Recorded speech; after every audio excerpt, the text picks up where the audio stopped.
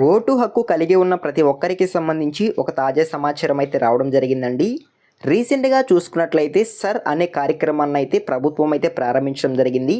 ఈ సర్ అనే కార్యక్రమంలో ఏం జరుగుతుంది అనేటువంటి పూర్తి సమాచారం అయితే తెలియజేస్తానండి. బిఎల్ఓ అధికారులు ఇంటి వద్దకు వచ్చే ఎన్యుమరేషన్ ఫామ్ని ఏ విధంగా ఫిల్ చేయాలి, ఏ విధంగా ఫిల్ చేస్తే జాబితాలో మీ పేరు ఉంటుంది, ఓటు మీకు పోకుండా అలానే ఉంటుంది అనేటువంటి పూర్తి సమాచారం అయితే తెలియజేస్తానండి. ఈ ఫామ్ని మీరు ఫిల్ చేసి ఇస్తేనే ముసాయిదా జాబితాలో అంటే ఓటు హక్కు మీరు కలిగి ఉంటారని మనకి ప్రభుత్వాలు అయితే తెలియజేయడం జరుగుతుందండి. కాబట్టి ఈ ఎన్యుమరేషన్ ఫామ్ని ఏ విధంగా ఫిల్ చేయాలి అనేటువంటి సమాచారాన్ని అయితే తెలియజేస్తాను.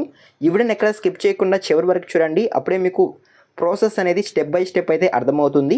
కాబట్టి చివరి వరకు చూసి వీడియో కనుక నచ్చినట్లయితే లైక్ చేయండి. మన ఛానల్ని ఎవరైనా మొదటిసారి చూస్తుంటే సబ్స్క్రైబ్ చేసుకొని పక్కనే ఉన్న బెల్ ఐకాన్ అయితే ఆన్లో పెట్టుకోండి. ఇక లేట్ చేయకుండా డైరెక్ట్గా వీడియోకి అయితే వెళ్ళిపోదామండి. వీడియోలో భాగంగా ముందుగా చూసుకున్నట్లయితే మీరు స్క్రీన్ పైన అయితే చూస్తున్నానండి. అప్లికేషన్ ఫామ్ అయితే ఎన్యుమరేషన్ ఫామ్ అనేది ఈ విధంగా అయితే ఉంటుంది. ఇక్కడ ముందుగా చూసుకున్నట్లయితే గత ఎస్ఐఆర్ యొక్క ఓటర్ జాబితా వివరాలను అయితే ఇక్కడ రావడం జరుగుతుందండి. అదేవిధంగా గత ఎస్ఐఆర్లో ముందు కాలంలో పేర్కొన్న బంధువు వివరాలు. ఓకేనా. ఈ విధంగా మీకు రెండు రకాల ఆప్షన్స్ అయితే ఇక్కడ రావడం జరుగుతుందండి. మీకు 2002లో కనుక మీరు ఓటు హక్కు కనుక కలిగి కనుక ఉన్నట్లయితే ఈ బాక్స్ అయితే మీరు ఫిల్ చేయాల్సి ఉంటుంది. ఒకవేళ కనుక మీకు 2002లో ఓటు కనుక లేకుండా కనుక ఉన్నట్లయితే మీరు ఈ బాక్స్ అనేది ఫిల్ చేయాల్సి ఉంటుందండి. ఓకేనా, మీకు అర్థమైంది అనుకుంటున్నాను. ఎలా ఫిల్ చేయాలి అనేటువంటి సమాచారాన్ని కూడా నేను మీకు 1 by 1 అయితే తెలియజేస్తాను. ఓకేనా. ఇక్కడ ముందుగా చూసుకున్నట్లయితే ఓటరు పేరు 2002లో కనుక ఓటు హక్కు కనుక కలిగి కనుక ఉన్నట్లయితే వాళ్ళ పేరు అనేది ఇక్కడ ఎంటర్ చేయాల్సి ఉంటుంది. ఓకేనా. ఓటర్ ఫోటో గుర్తింపు కార్డ్ నెంబర్ అందుబాటులో ఉంటే నెంబర్ అనేది కూడా ఇక్కడ ఎంటర్ చేయవచ్చు. ఒకవేళ మీకు తెలియకుండా కనుక ఉన్నట్లయితే ఎంటర్ చేయాల్సిన అవసరం లేదని అయితే ఇక్కడ క్లారిటీగా అయితే మెన్షన్ చేయడం జరిగింది. ఓకేనా. అదేవిధంగా బంధువు పేరు అంటే ఓటర్ పేరు అనేది ఇక్కడ నమోదు చేసి ఉంటారు కదా. ఆ ఓటర్కి సంబంధించి బంధువు ఎవరైనా కనుక ఉన్నట్లయితే అంటే వాళ్ళ అమ్మ కానీ లేదా నాన్న కానీ ఇలా ఎవరైతే ఉన్నట్లయితే వాళ్ళ యొక్క పేరు అనేది ఇక్కడ ఎంటర్ చేయాల్సి ఉంటుంది. ఎంటర్ చేసిన తర్వాత బంధుత్వం ఓటర్ పేరు రాస్తున్నారు కదా, వారికి వాళ్ళ యొక్క బంధువుతో ఎటువంటి బంధుత్వం ఉంది. ఒకవేళ నాన్న అయితే నాన్నని, అమ్మ అయితే అమ్మని, ఇలా ఏదైతే బంధుత్వం ఉంటుందో ఆ బంధుత్వం వివరాలు అయితే అక్కడ ఎంటర్ చేయాల్సి ఉంటుంది.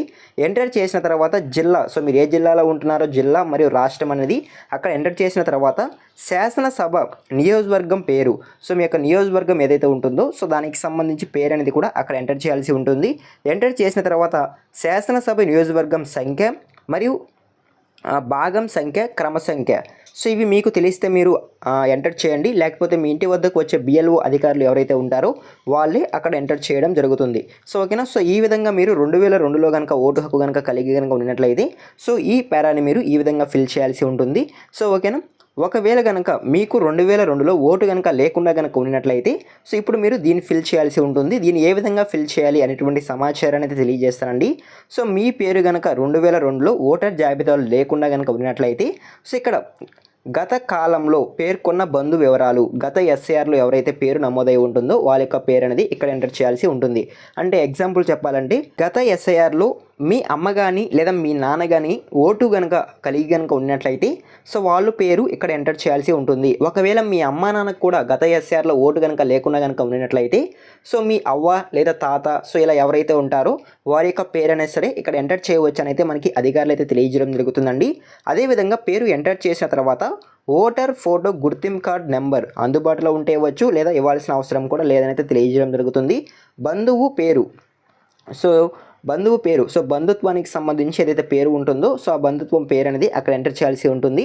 అంటే ఇక్కడ పేరు ఇచ్చి ఉంటారు కదా, వాళ్ళకి సంబంధించి వాళ్ళ బంధువులు ఎవరైనా కనుక ఉన్నట్లయితే వాళ్ళకి వివరాలు అనేవి ఇక్కడ రాయాల్సి ఉంటుంది. తర్వాత బంధుత్వం, జిల్లా, రాష్ట్రం, శాసనసభ నియోజకవర్గం పేరు ఓకేనా. ఈ విధంగా కూడా మీరు దీన్ని ఫిల్ చేయాల్సి ఉంటుంది. ఓటు హక్కు కనుక మీరు 2002లో కలిగి కనుక ఉన్నట్లయితే దీన్ని ఫిల్ చేయాలి. ఒకవేళ ఓటు హక్కు కనుక కలిగి కనుక ఉండకుండా ఉన్నట్లయితే మీరు దీన్ని ఫిల్ చేయాలి. ఓకేనా. గత ఎస్ఐఆర్ ముందు కాలంలో బంధువు ఎవరైతే ఓటు హక్కు కలిగి ఉంటారో వాళ్ళ యొక్క వివరాలు మాత్రమే మీరు ఇక్కడ ఎంటర్ చేయాల్సి ఉంటుంది. ఓకేనా, మీకు అర్థమైంది అనుకుంటున్నాను. ఈ ఫామ్ని మీరు ఈ విధంగా ఫిల్ చేయాల్సి ఉంటుందండి.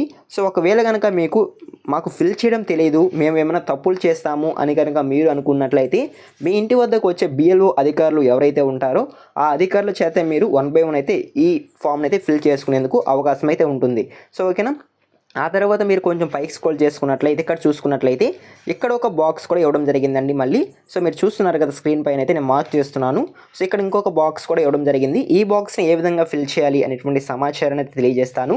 సో మీరు 2002లో ఓటు హక్కు కలిగి ఉన్నా ఉండకపోయినా, 2002 కాలంకి ముందు మీ బంధువులు ఓటు హక్కు కలిగి ఉన్నా ఉండకపోయినా ఈ బాక్స్ అనేది మీరు కంపల్సరీ ఫిల్ చేయాల్సి ఉంటుంది. సో ఓకేనా, పుట్టిన తేదీ, సో మీకు పుట్టిన తేదీ అనేది ఇక్కడ ఎంటర్ చేయాల్సి ఉంటుందండి. సో తర్వాత ఆధార్ నెంబర్, సో ఆధార్ కార్డులో ఏదైతే నెంబర్ ఉంటుందో ఆధార్ నెంబరే ఇక్కడ ఎంటర్ చేయాల్సి ఉంటుంది. మొబైల్ నెంబర్, పనిచేసే మొబైల్ నెంబర్ ఖచ్చితంగా ఇవ్వండి. ఎందుకంటే రాబోయే రోజుల్లో ఏమైనా సర్వే కనుక చేసినట్లయితే ఓటీపీలు అవసరం అవుతాయి కాబట్టి ఖచ్చితంగా పనిచేసే మొబైల్ నెంబర్. తండ్రి సంరక్షకుడి పేరు, సో మీకు కనుక తండ్రి కనుక ఉన్నట్లయితే తండ్రి పేరు, బంధువుల పేరు ఇక్కడ ఇవ్వాల్సి ఉంటుంది. తండ్రి సంరక్షకుడి ఓటర్ ఫోటో గుర్తింపు కార్డు నెంబర్ అందుబాటులో ఉంటే ఇవ్వచ్చు, లేదా అవసరం లేదు. తల్లి పేరు అనేది కూడా ఇక్కడ ఎంటర్ చేయాల్సి ఉంటుంది. సో అదేవిధంగా ఫోటో గుర్తింపు కార్డు నెంబర్ అందుబాటులో ఉంటే ఇవ్వచ్చు, లేదా అవసరం లేదు. జీవిత భాగ్యస్వామి పేరు, ఒకవేళ కనుక పెళ్ళి కనుక అయినట్లయితే సో జీవిత భాగ్యస్వామి యొక్క పేరు అనేది కూడా ఇక్కడ ఇవ్వాల్సి ఉంటుంది. సో ఓకేనా, ఒకవేళ పేరు కనుక ఇచ్చినట్లయితే ఓటర్ గుర్తింపు కార్డు అందుబాటులో ఉంటే ఇవ్వచ్చు, లేదా అవసరం లేదు. సో ఈ విధంగా కూడా దీన్ని ఫిల్ చేయాల్సి ఉంటుంది. ఫిల్ చేసిన తర్వాత ఇక్కడ చూసుకున్నట్లయితే మీరు సంతకం చేయాల్సి ఉంటుంది. సో ఓకేనా, సంతకం చేసిన తర్వాత కొంచెం పై స్క్రోల్ చేసుకున్నట్లయితే బిఎల్ఓ సంతకం, సో ఎవరైతే అధికారులు మీ ఇంటి వద్దకు వచ్చి ఉంటారో ఆయన సంతకం కూడా ఇక్కడ ఖచ్చితంగా మీరు ఎంటర్ చేయాల్సి ఉంటుంది. సో ఈ విధంగా ఈ అప్లికేషన్ ఫామ్ అనేది మీరు ఫిల్ చేయాల్సి ఉంటుందండి. సో ఈ విధంగా అప్లికేషన్ ఫామ్ ఫిల్ చేస్తేనే మీకు రాబోయే రోజుల్లో ఓట్ అనేది మీరు హక్కు అనేది కలిగి ఉంటారనేది సమాచారం. ఒకవేళ ఫిల్ చేయకుండా కనుక ఉన్నట్లయితే మీకు లిస్టులో పేరు రాదు, ముసాయిదా జాబితాలో మీ పేరు అనేది కూడా ఉండదంటే సమాచారం అండి. సో కాబట్టి బిఎల్ఓ అధికారులు మీ ఇంటి వద్దకు వచ్చినప్పుడు ఖచ్చితంగా దీన్ని ఫిల్ చేయండి.